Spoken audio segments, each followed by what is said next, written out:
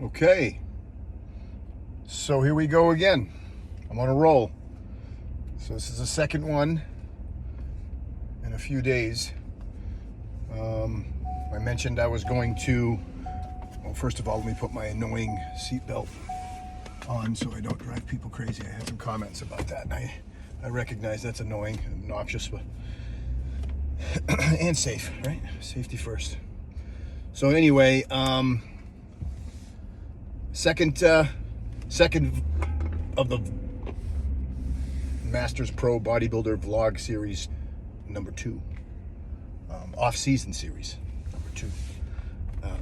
I mentioned starting to do this on a regular basis, and I think I'm going to try to stick to it because it's good to document progress.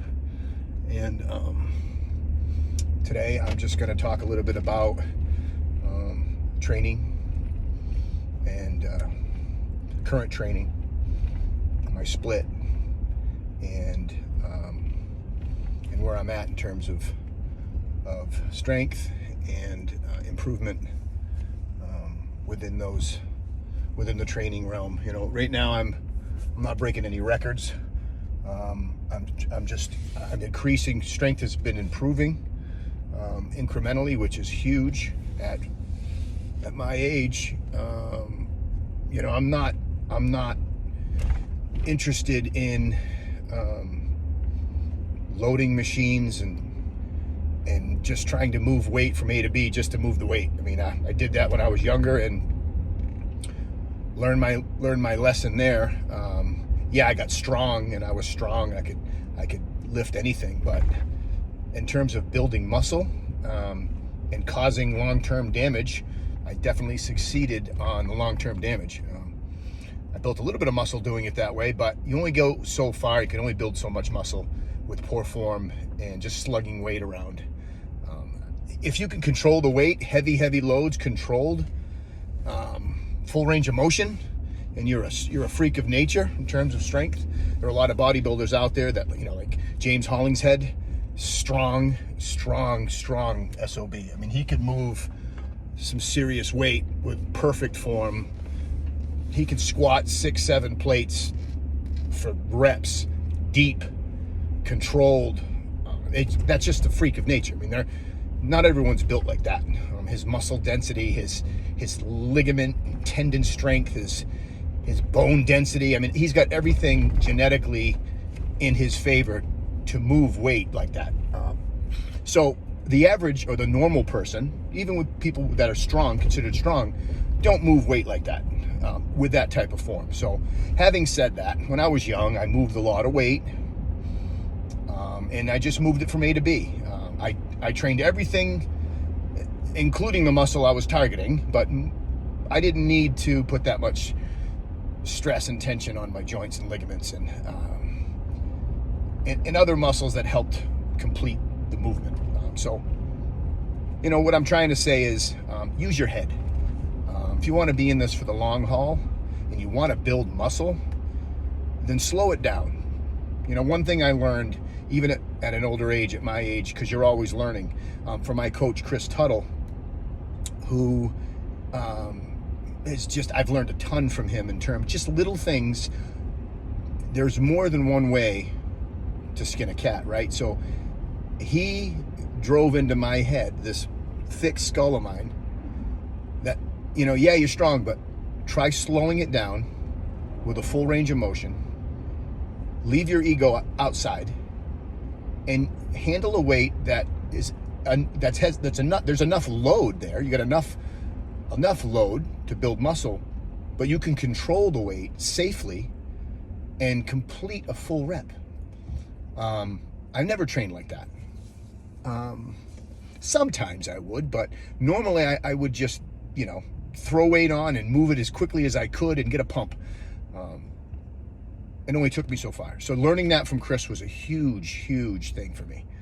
And it's really paying off. I'm starting to see, even at an older age, again, I keep saying that, but it's true. I'm starting to see a lot of progress from just changing that. Oh, he's cool. He's really cool. He can drive fast. Never understood that. Anyway, yeah, I'm rambling a bit, but what I'm trying to say is leave your ego outside. Use your head. Train like a normal person. And be safe, you know? You're not trying to break records, you're trying to build muscle. So if you want to be a power lifter, then go for it, you know? Do your 3s and your 5s and your PRs and everything. But if you're trying to build muscle, I apologize for this. This sucks. I tried a new stand for my phone, and it sucks. I'm gonna write a bad review on Amazon on this one. But anyway, I apologize for that. Technical difficulties. So getting back to training, so use your head, be smart, be safe, and think. Do you want to build muscle? Then slow it down, controlled, and not only on the concentric, okay, but on the eccentric. Slow it down on the way down. Really control the weight. Control the weight. Don't let the weight control you. Feel every single rep on both sides of the movement. You generate more damage to the muscle in the eccentric. When you're on your way down in the negative, when you're controlling that weight, and when I say damage the muscle, I mean in a good way. You're tearing fibers, muscle fibers, you're breaking tissue down. You're causing more damage, okay, to the muscle that way, in a good way. Than you would on the concentric, on the way up. Let's just say you're doing a bench press. You got dumbbell bench, and you're pressing. The pressing motion on the way up, okay, on the concentric, on the positive side of things, yeah, if you slow it down, there's benefit there. But if you slow it down on the eccentric as well, and more so, really control the weight on the way down and feel and sit in the stretch for a bit at the bottom.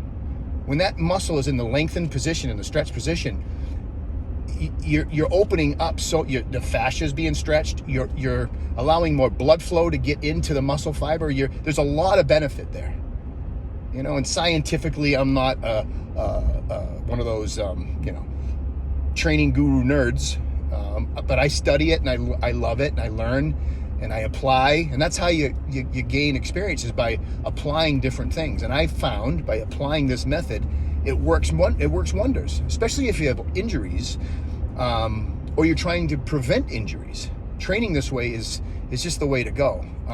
So I encourage you to try it. Don't knock it until you try it. And I'm sure I'll get some comments in the comment section with people saying, whatever, trying to educate me, which is fine. I'm learning every day too. Even at my age, I've been doing this for, since I was 8 years old. So do the math, over 40 years. And I've been learning ever since.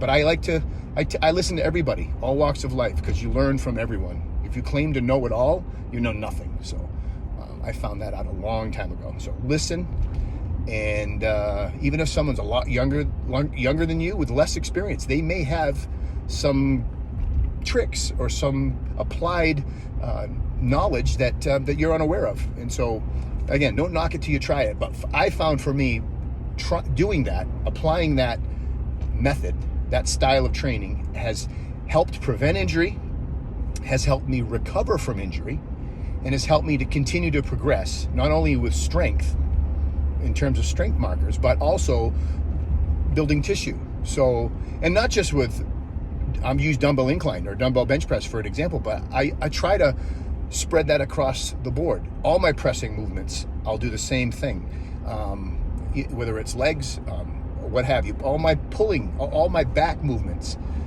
I'll do the same thing. I slow it down. I get this full stretch.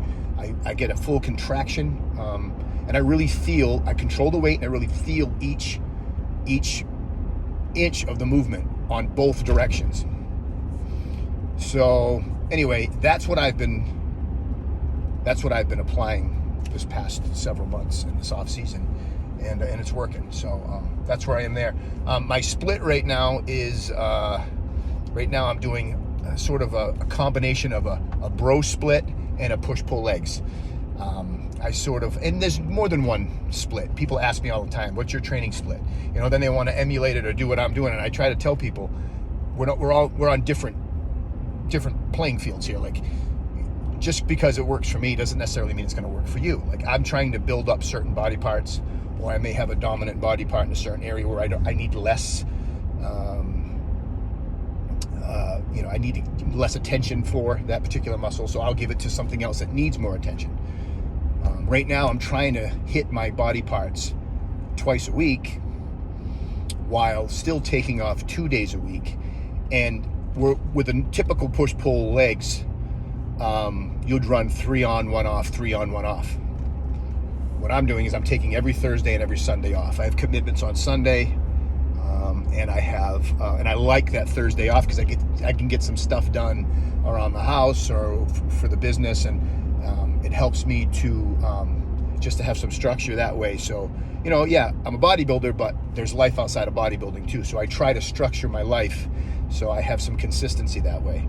By having a push-pull legs off type of split, those days off fall on different days. So I'm into consistency, and to me, I find that that's more consistent for not only training, but for my lifestyle and my married life and my family as well. So that's me. So I train a form of push-pull legs, split, which would be, so Monday is typically a push day, but it's predominantly chest, but I'll do 1 shoulder and 1 tricep movement in that workout. Tuesday is my pull session, and it's primarily back.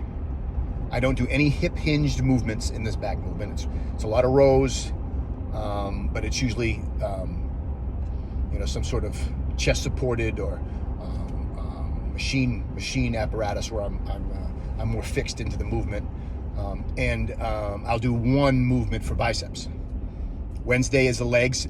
It's quad dominant, so I'll do 1 or 2 hamstring movements typically, but it's quad dominant, so primarily it's all quad, and calves as well. I'll hit adductors in there. Hit adductors twice a week. I'm trying to thicken the leg up. It's a great way to do it. I'll hit that on both leg days. So that's Monday, Tuesday, Wednesday. Thursday I take off every week. I rest, I recover, I get things done.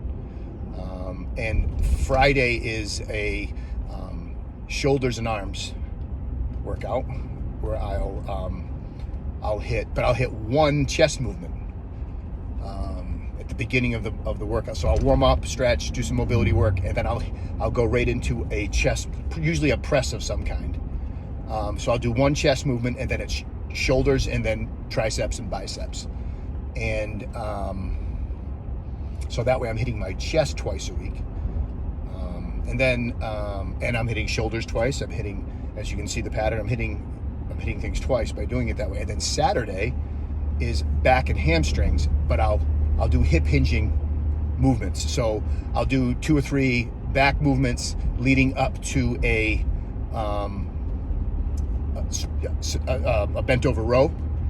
And once I'm hinged at the hip in a bent over row movement, at that point, the next exercise is set up. I'll do an RDL for hamstring. So I'm already hinged at the hip. My posterior chain is warmed up. I'll go into an RDL, and I'll train. And I'll do, at that point, I'll hit RDLs, and then I'll move into 1 or 2 more hamstring movements, depending on how I'm feeling that day. Depending on, and I'm keeping volume also relatively on the low side in terms of overall volume. I'm not doing a ton of, I'll call garbage sets, where I'm generating a lot of fatigue by doing just 3, 4, 5 sets. Now, if something feels really, really good that day, and I'm getting a great connection with a certain movement, I may hang there for an extra set or 2. But that would mean the following exercise, I wouldn't necessarily do 3 sets. Maybe I'd just do 1. Maybe I typically don't do less than 2 per movement. And there's really no need if you're really getting the most out of it. If you're in there and you're maybe you did we'll call it a feeler set. You're already warmed up at this point. It's mid-workout, so I don't really like to call them warm-up sets. But say it's a feeler set or a working set, I'll feel the movement. Maybe I'll do 2 or 3 reps with a particular weight. And if it's feeling super light, or maybe it's feeling extra heavy that day, I'll adjust the weight or the load, and then I'll do maybe 1 all-out working set, or we'll call it a top set. Or I may just do a working set or a feeler set, and I'll hit maybe 10, 12 reps strictly with it. And then I'll jump up and do a top set, and I'll move on from there. If it felt really good and I gave it everything I had, and that's the thing. If you're intense when you're trained, if you're really training with intensity, there's no need to do a ton of sets and increase the volume and generate extra fatigue. I mean, I'm trying to recover and train the next day. So if I'm generating a ton of fatigue by doing a ton of volume and a ton of sets, for me at my age, it slows down my recovery. So I'd rather give it all I have for 1 or 2 good sets and then move on to a new movement. So by doing that, I keep my overall volume low. I'll save. Sometimes I'll save the majority of the intensity for maybe I'll call it the star of the workout. Maybe there's a particular movement where I'm trying to give, like, that's where I really want to focus on giving the majority of my intensity to, because it's going to give me the most reward. If it's a deadlift or a heavy row, or maybe it's my dumbbell incline press for the day, or if I'm squatting, if it's leg day, I'll try to give the majority of the intensity for that big movement. Not to say I'm gonna back off and train, just go through the motions on the other movements. No way. I mean, I still train hard on those movements, but there's a difference of intensity. I mean, if you're training with intensity, you don't need a ton of volume. And there's different schools of thought. I mean, there are a lot of top bodybuilders. I mean, look at Jay Cutler, Mr. Olympia 4-time, who I respect. He's one of my favorite bodybuilders of all time. He loves volume. He does 1 million sets. I mean, I think he does somewhere like 25 sets, 30 sets a workout. I mean, the man just is a machine, but he loves to train that way. But he doesn't train super crazy heavy either. So there's some give and take there, right? In terms of generated fatigue. So maybe he trains a little lighter, but does more volume. I like to train a little heavier, controlled movements, full range of motion, a little less volume. So whatever you like. Again, there's more than 2 ways to skin a cat, right? So I'm probably going to cut this short or end it soon, because I don't like these videos to be too long. This stuff can be boring for a lot of people, but I'm just trying to get some information out there just to let people know what I'm doing. I am taking on clients right now, which I hadn't done in a while, but I'm starting to take on a few. I have some now. If you're interested, you can get in touch with me on my Instagram or send me a comment on this YouTube channel, and just let me know you're interested. Give me your phone number, email, whatever, and we can connect and we can talk a little bit about what your goals are, and maybe I can help you. Whether you're a lifestyle client, whether you're somebody who just wants to get in shape, or you're thinking about, maybe you want to compete, who knows, or maybe you just want to build some muscle. Whatever it is that you have for a goal, maybe we can work something out and see if I can help. But in the meantime, get out there, get off your butt, move, find what it is that makes you happy, and go do it. We only live once. And if you've got gifts and abilities God's blessed you with, then it's a sin if you don't use them. So get up, get moving, go do what makes you happy, and just take advantage of it. So that's all I have for today. Nothing but love and positivity. And yeah, hit me up if you have any questions. And if there's anything you'd like to see, any content you'd like for me to share with you, again, I'm new at this, so leave a comment in the comment section and tell me what you're thinking. And if I'm able to do it, I'll do it. And that's it. So have a good day. Keep smiling.